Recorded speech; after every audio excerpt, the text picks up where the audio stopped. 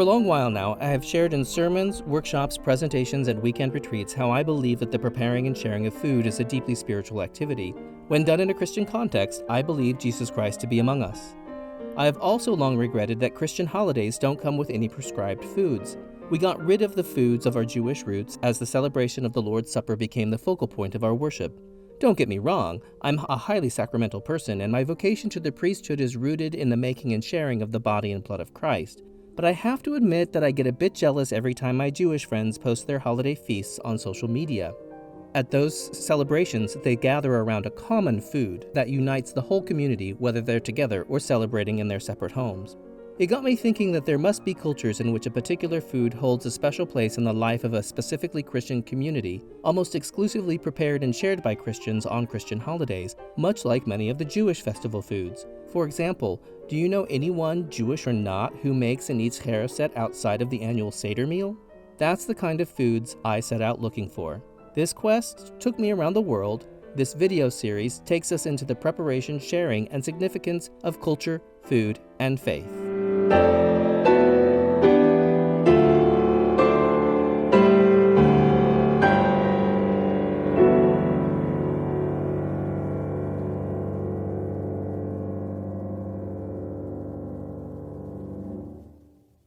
India, the world's most populous country, can by no means be reduced to a few simple characteristics. From the colonial edifices erected by the British to the pre-colonial monuments like the Taj Mahal to the modern skyscrapers and theaters, India has it all. India's pre-colonial, Mughal, colonial, and post-colonial histories contribute to the vast diversity and richness of the culture. India gave birth to the Arabic numerals in the 9th century, the same numbering system we use today. Nalanda University is considered the first university in the world, established more than 400 years before the University Al-Qarawiyyin, the oldest university still in continuous use. As a residential institution, it drew students and academics from China, Indonesia, Japan, Korea, Persia, Tibet, and Turkey from the 5th century for over 700 years. European colonizers commandeered the vast natural resources of India from the end of the 15th century. The Portuguese arrived first, then the Dutch, the English, the French, and even the Danes and Norwegians exploited the natural resources, particularly the spices, and abundant labor force for over 400 years. A few remnants include vindaloo, a spicy Portuguese Goan curry, meen bouillabaisse, a version of bouillabaisse in the former French-occupied territory of Pondicherry, and kedgeree, an English dish of smoked haddock mixed with Indian spices to form a curry. Today, India still plays a strategic role between East and West, particularly within the economic and geopolitical BRICS bloc, comprised of the burgeoning economies of Brazil, Russia, India, China, and South Africa. With its history, its people, and its culture influenced by a good majority of the globe, India's vibrant present has much more to offer than a good curry. European colonization brought Christianity to the subcontinent, which up to then was predominantly Hindu and Muslim. Christianity is about 2.3% of the population, most of whom live in the south, particularly in the region of Goa. There, Christmas is celebrated with a particular treat, along with the widespread custom of Christmas dinner. And of course, there in Goa, as we are seeing here in Delhi, they celebrate midnight mass. It's basically about the birth of Jesus. Yeah, that is what we celebrate. Everything is around that service that we have on 24th evening and 25th morning. So we have services on both the days, that is 24th Christmas Eve and then Christmas Day. We usually have 9 lesson carol service. So this is one service that almost all the churches have. So this is maybe 1 or 2 Sundays before Christmas that we have a 9 lesson carol service. So that day there are 9 carols, 9 lessons. The other thing that we usually do is a Christmas program, a Christmas tree kind of a thing. The Sunday school and the youth, the church gets involved. Is usually on a evening dinner. The Sunday school prepare a nativity scene, nativity drama. Maybe the youth is also involved in that, or perhaps the youth fellowship does a separate program, and then it ends with Christmas dinner. Wherever churches have open area, then they have campfire also. A bonfire, yeah. We call it as a campfire. And then we have carol round. Mostly youngsters, they get together, hire a van, and then they go caroling in church people's house, members' house. There's a large congregation like Green Park Free Church, so what happens is people put their name. But in smaller congregations, the carolers make it a point to visit every church member's house. So they start in the evening around 6 o'clock and then end up around 4 o'clock, or 3 o'clock in the night. 4 days or 5 days, they do all the carol rounds in the night. Last Christmas, I came back 6 o'clock in the morning. Father Kamal described how Christmas is celebrated in North India. We're in New Delhi. India is not only the most populous country in the world, it's geographically large with many, many subcultures. The Christian food that we're about to see is predominantly in South India, specifically in Goa, which is on the west coast, 1,200 miles from Delhi. When I learned about Kulkuls from an Instagram post by Atul Kochar, an Indian chef with Michelin-starred restaurants in London, I contacted Derek, who studied at the University of Chester where I was chaplain, and asked him if there was anyone where he lives in Delhi who made Kulkuls. His wife's auntie was the perfect person, so into the kitchen we went. I'm Mrs. Russell, and I'm going to teach you how to make kulkuls.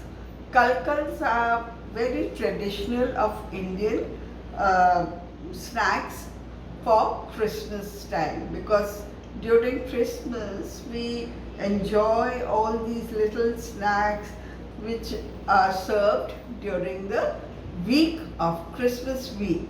So kulkul is one of the things which are made in South India most. But in North India also, since my mother belonged to South, she taught us how to make kulkuls. Now for this we need some ingredients like egg, then maida, suji, sugar, vanilla essence and butter and milk. Ask her to get a cup of milk, please. So these are the things that I'm going to use to make kulkuls. Now first I'm going to mix all-purpose flour, that is maida, that's 1 cup, and suji, that is semolina, that will be 1 cup also. So these two things we are going to mix it together, and after mixing the thing nicely, we are going to crack 2 eggs. Yes, thank you. Crack 2 eggs and put it in the mixture.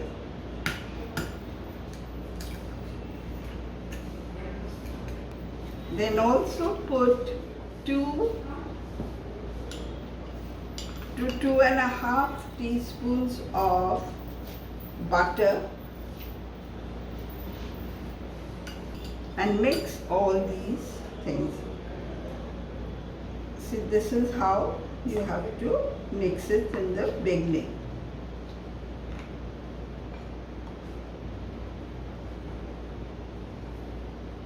Now we will put some milk. Now half a cup of sugar will be put in this.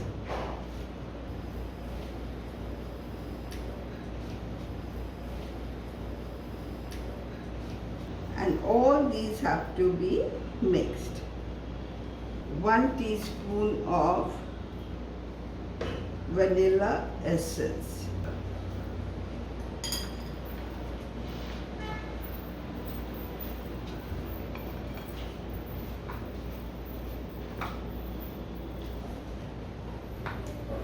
Now, since all these things are mixed with the spoon, now I'm going to use my hands to knead it.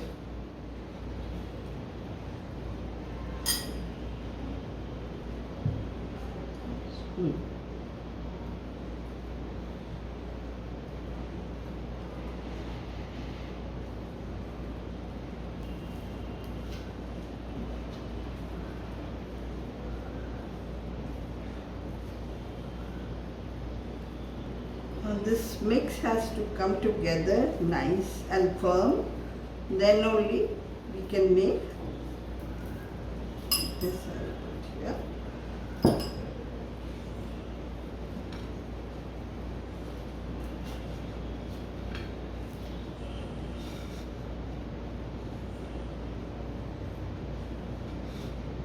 After kneading the dough, I'm going to take small portions and roll it on the fork so that it gets a nice shape.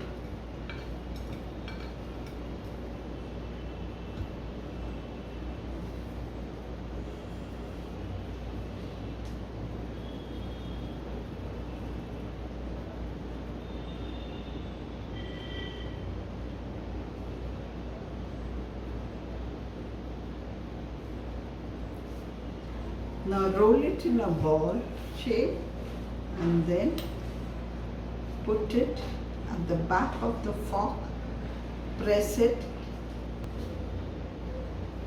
Would you like to try?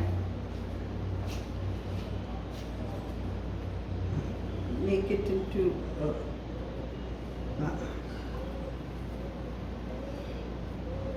put the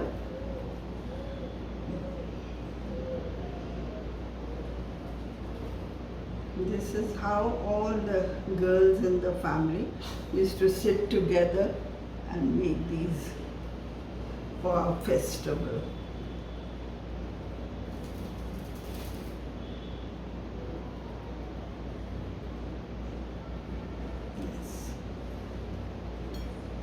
Yes, and our friends and my neighbors used to come, and there were about 10 to 12 girls together in the family, in the house, and we all used to make these. And my mother had to make for at least 2 to 3 kgs of these. So it took one day. Every day we used to make one batch, and out of 2 or 3 kgs, and that's how we got into this habit of doing it, rolling like this every day. Oh, we used to put Christmas carols and sing with it. That used to be good fun. Then, of course, talk about what to wear and how we are going to celebrate our Christmas Eve, where are we going, and all those festivals. Goodies we used to. My mother was a very good cook, so she used to make lovely food for Christmas Eve, and all our family and friends used to come, and we used to have that together and sing a lot of singing was a very important part of Christmas festival. So we all sang Christmas carols and enjoyed everything. People used to visit us. See, there was another very nice custom that we all had to visit our family and friends during the week. So we all used to make these things and keep, and whoever used to come, we used to serve it to them. And since it used to be winter time, so nuts and all the Christmas goodies used to be served all the time. And it used to finish only on New Year's Eve that we used to have different type of food. Otherwise, during the Christmas, all these things, and plus we used to have a lot of these biryani and korma and kebabs and all. So it used to be very filling. Today I've cooked some of the things which we cooked during one more. Now this will have to be fried. We'll do this much and fry.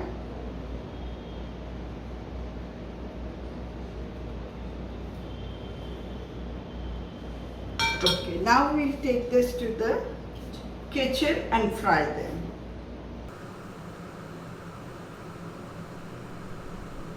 First we have to check the oil.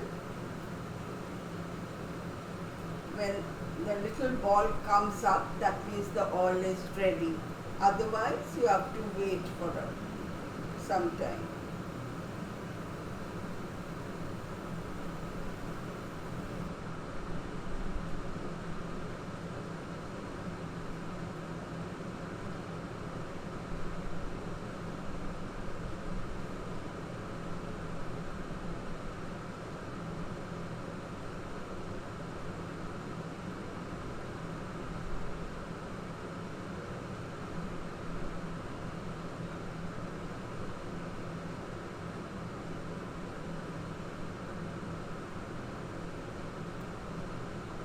In our custom, we visit each other's homes, and that's how we exchange our cookies.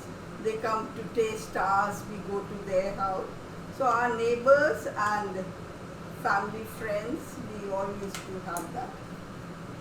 And so the whole week is full of fun and lots of singing and music and dance.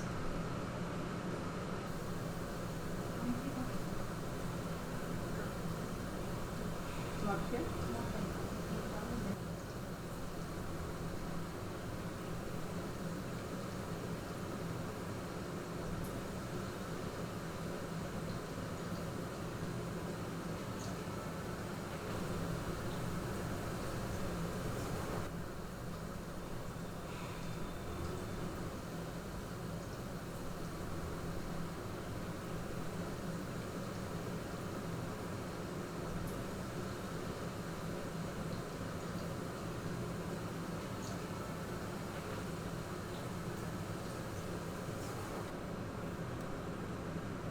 Now when it gets cold, then we are going to serve it.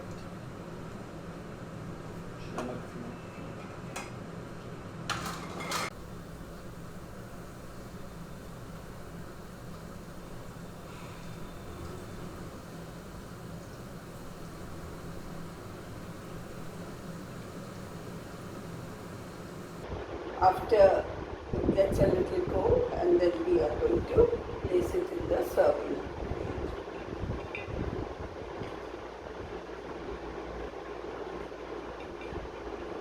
Now this is our end product.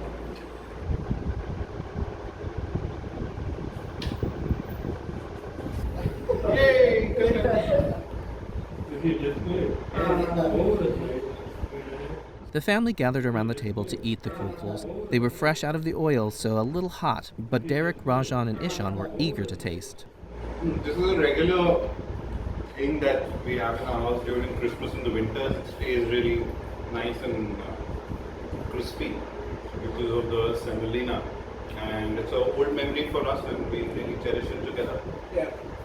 This is what my mother taught me, so I only know this kind of a thing. Otherwise, you have roast cookie when you go down south. They make roast cookies also. My grandmother, my mother, they all learned from each other, and then they taught me, and this is how they do. Yeah, I make it for my grandchildren. They love this. So whenever they ask for it, I make it for them. They help. They help, and they'll also love to roll it on the fork and make themselves. They are toddlers. They build these things, so they enjoy that. So it's not very commonly available. It's basically handed down, I think, from generation to generation.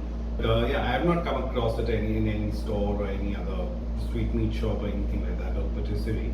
But yeah, it's quite unique. Down south only, my aunt's place, where my mother's family stays, in Bangalore. That's the So place that there might be places in Bangalore that. There are other things also that get served during Christmas, like gujiyas. That is an Indian traditional sweet that is usually seen during Holi or during Christmas. And then we have some other, we call them pakwans. So there are other types of sweet dishes or salty dishes that we prepare during Christmas. So this is a part of it. And plus the cake. Christmas cake. Yes, we make Christmas cake is usually all the nuts and the raisins and peels and everything. And Christmas cake preparation starts from 1 month before. I clean all the raisins, then wash them, dry them. Then I chop all the nuts. Then I have all the peels, whether they are orange peels or lemon peels or any ginger peels, and we cut them into small bits. So all this preparation is done. Then we have eggs, all-purpose flour, vanilla essence and everything, and then we make a batter and bake it. During COVID time, we couldn't go to the bakers, so I started baking at home. We had 2 ovens and we started making at home. Otherwise, since we share our Christmas cake with other friends and family, so that's why we have to make into big batches, and that's what we share it with everyone. And so we used to take it to the baker with all the things put together, and then they used to put it in the oven. But now we try to make it at home as much as possible, and that's why the baking starts at least 10 days before, so that by the Christmas Eve all the cakes are ready. And then when we go to my husband's sister place where the family gets together, we exchange cakes and all the goodies. I put them into a hamper kind of a thing, and then we exchange that. Salty things also. I mean, these are just there. You just keep eating them as you walk by them, and that's the thing. So it's a very the first batch gets over before the second is out. There is also the baking of cakes that Derek and Mrs. Russell mentioned. Father Kamal describes the cakes which are more specific to Delhi at Christmas. Baking of cake, that is the most important thing. So they mixed up the dry fruit, orange, brandy, whatever they want. Prepare the dry fruits. Some people want to put walnuts, some people do not want to put walnuts, some people want to put cashews, they want to put almonds. Whatever you want to put, you take it. I take walnuts, a lot of walnuts because I love walnuts, and then raisins are there, and then we have ginger sugar. That is the ginger which is soaked in the sugar syrup, and then it is dried. These are the peels of the orange. So those are things that I put here. So I mean, make it in butter. Many people prefer margarine, many people prefer the oil, but I prefer butter. And then they prepare everything and then take it to the bakers, and the bakers bake cake for us. The bakers, they give us the flour, they give us the sugar, they bake the batter and everything they do. So we only take the raw material. We have designated bakeries wherever Christmas cakes are baked. So not every bakery bakes Christmas cakes. So there are bakers who have been doing it, so they keep on doing it. It gets heavily booked. It goes throughout the night. So morning 8 o'clock it opens till 10 o'clock, 11 o'clock, 12 o'clock in the night. People have slots. That is the most important thing in North India. So whenever we are meeting people, going to different people's house, we make it a point that we take that cake and give it to the other person. The other person give back the cake that they have baked and give it to us. So that is the exchange that takes place. What the cookies that we have are called donuts. Donuts that we have, small donuts.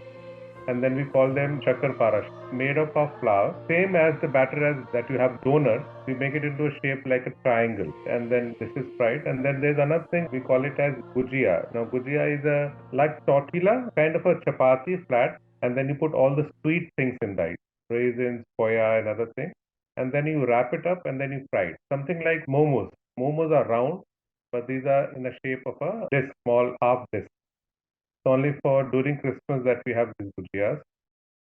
Now it's time to share a traditional Indian Christmas dinner in June. We have biryani, which is chicken biryani, what you call korma masala, and then the rice is mixed with that. This is matar paneer, and matar paneer is cottage cheese and peas. These are called kebabs, Shami kebabs, which are the ground mince, and then we put all the onions and green chili and all. It will have green chilies in case you are not very fond of green chilies, which my husband is. And these are called raita. Raita is made of curd and bundi, gram flour. Little drops of gram flour fried in hot oil, so it's like a little nugget. Please, in Lucknow, where my father was a doctor, and we had lots of family friends and neighbors who used to come for Christmas dinner, and so we used to have early tea, and after that the dinner my mother used to cook, either chicken roast or duck roast. That's what she used to make. And then with that, we used to have lots of korma, pulao, and everything. We used to have a lot of vegetables. So anybody who just wanted to have duck roast and vegetables, they used to have that. But my father, he came from Nanpara, which is a Muslim area. They used to have a lot of this biryani, kebab, masalas, 2-3 types of kebabs we used to have. Before that, we used to have a family prayer, which my mother used to lead into that. And then after that, we used to have our dinner. And then my mother knew how to play organ or piano and all, and then we all used to sing at that. And yet when I got married and came to his family is also very musical. So all his brothers, cousins, and sisters and all of us, we also have the same thing. We all get together in one house, 24th night, and we enjoy each other's company, have Christmas tree, have exchange of gifts, and then we have all the festivities. And then we have an open house where all our friends from different faiths, cultures, anybody and everybody's welcome. We have neighbors walking in. People sometimes might explore Christmas for the first time, might have experienced it earlier as well. So 25th is an open house where everybody can come in and share in the Christmas spirit. 24th evening is Christmas Eve, where we spend it usually with family, close family, my dad's side of the family for the past few years. I start preparing 1 month ahead because all the things are assembled.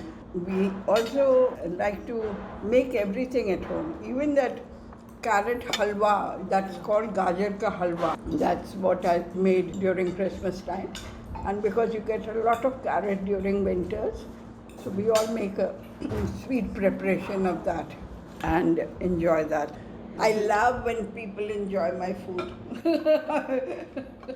Exploring Christian-specific foods in India was interesting because Christianity is a small minority, about 2.3% of the population. Hindu is the dominant religion, followed by Islam. In Delhi, with a metro population of 16 million, less than 1% of them are Christians. So celebrating Christmas must feel very different than it does in the U.S., less commercialized, less in your face, perhaps more intensely focused on celebrating the birth of Jesus. And that means those Christmas goodies that come around only for a week or so, made in the home and made with love, are very special tastes of faith.